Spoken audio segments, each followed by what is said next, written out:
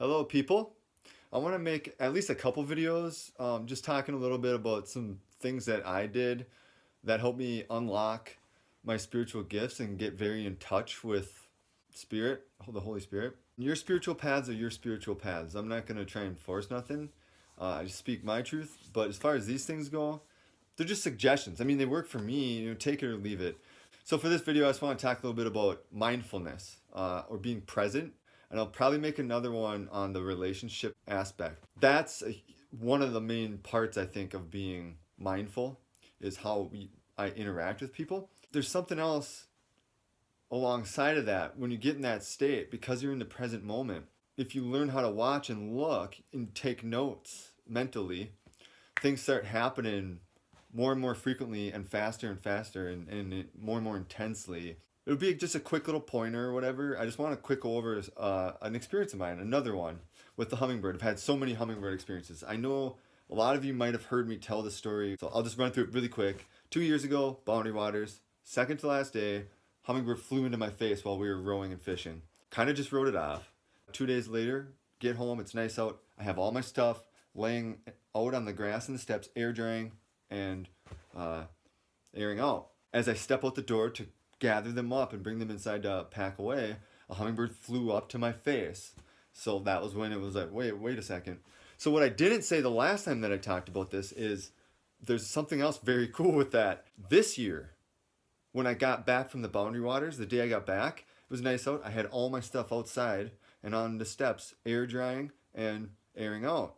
As I stepped out to gather them all up, a hummingbird came and flew into my face, for 30 seconds, whatever, and took off. I looked it up.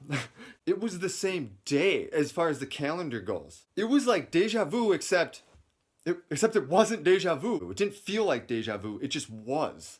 Exactly 1 year to the day, doing the exact same actions that I was doing.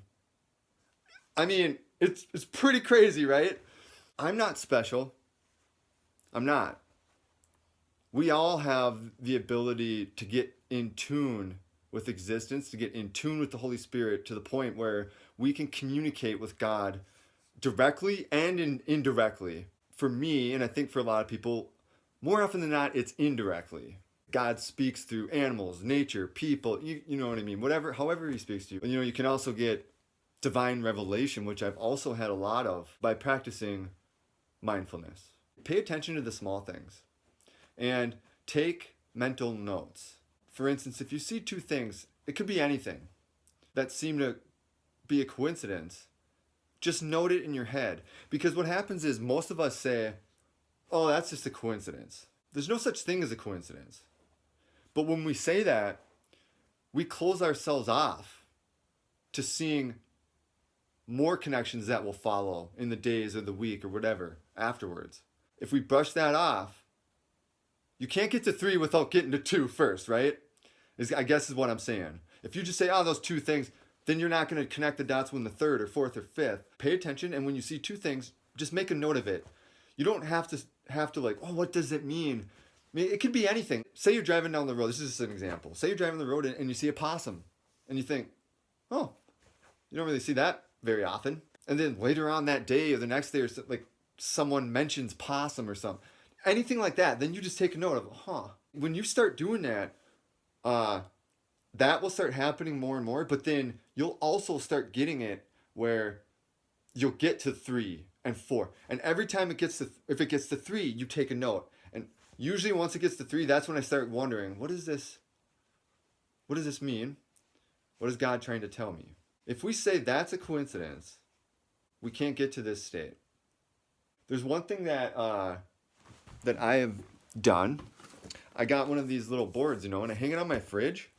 And that way when I'm walking out the door, I can see it, and it puts me in a better frame of mind to start my day. You can just write anything on there. I usually change them like once a week. Regarding this topic, I've wrote stuff on there like, take a moment to make note of anything ordinary that seems extraordinary. Or one that I like that I wrote on there was, if I say that was just a coincidence, what I'm really saying is, I don't want to listen to what God's trying to tell me right now. Well, it worked for me. It's a good way to start your day out. You read that, and keeps you mindful. I'm going to read a couple verses here. Matthew 6:34. Therefore, do not be anxious about tomorrow, for tomorrow will be anxious for itself. Sufficient for the day is its own trouble. Don't worry about the past. Don't worry about the future. And here's one about the past. Isaiah 43:18-19. Remember not the former things, nor consider the things of old. Behold, I am doing a new thing. Now it springs forth. Do you not perceive it? I will make a way in the wilderness and rivers in the desert. It's interesting on this one too, the way they correlate with each other, because it says, remember not the former things of old, nor consider the things of old. Don't dwell in the past. It correlates with Matthew 6:34 because it says, I'm doing a new thing. Behold, it springs forth. Do you not perceive it? If we say that's just a coincidence and we don't want to try and see what we're actually being told, we won't perceive it. I'm doing a new thing. Now it springs forth. Do you not perceive it? This verse is perfect too because I was just looking up, searching for verses that dealt with this topic, and it right along the lines of what I wanted to talk about. And you know what's funny? I just picked these out for this tonight, and I just realized something else. This is another synchronicity. I will make a way in the wilderness and rivers in the desert. Well, the Boundary Waters is wilderness, right? If you've ever been up there. So it's interesting because that's when this stuff started happening to me a lot. When I went into the wilderness. Yeah, I'll be back to talk a little bit more about this. Hopefully some other quick little pointers also. I hope you guys kind of like where I went with that, and we'll go deeper again next time. Thanks for listening.